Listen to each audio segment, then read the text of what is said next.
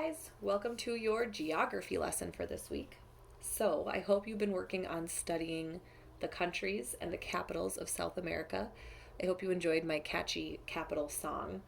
I'm hoping that's helping you remember some of your countries and capitals, and I hope you've done a map with labeling some of your countries, capitals, and maybe even the flags of the countries of South America.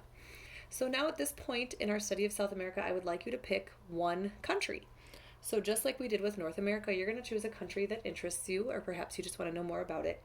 And instead of doing the whole booklet like we did last time, we're going to make a brochure. So what I have in front of you here is a brochure of a country I picked. So I picked Chile. So I made a little cover. So maybe you've visited places before and you see that they have little brochures sitting out for you. So I made a cover that says, "Welcome to Chile." And I just have the flag. I just picked a little simple design to put on there. So you're going to make a little brochure with your country. Now on the inside, you can put a couple different things. So with my first page here, I have the geography.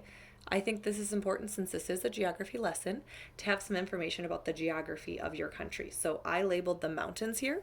So the Andes Mountains are in Chile, and I have those with a little purple along the side.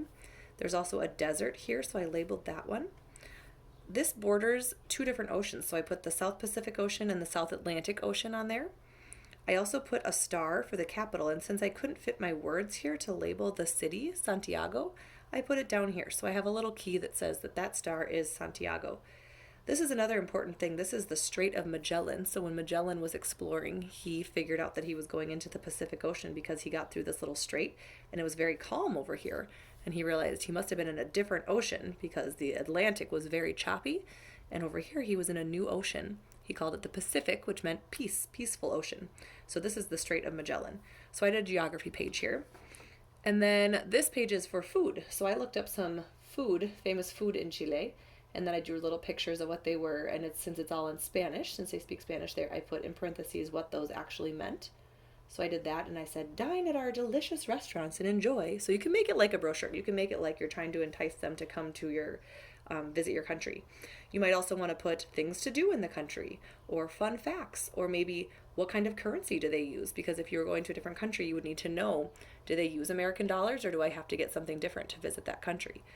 So anything that you find interesting in your research that you think would be fun to have on a brochure, you can include in your brochure. I'm going to show you quickly how to fold a brochure. So you're going to just take a normal piece of white paper.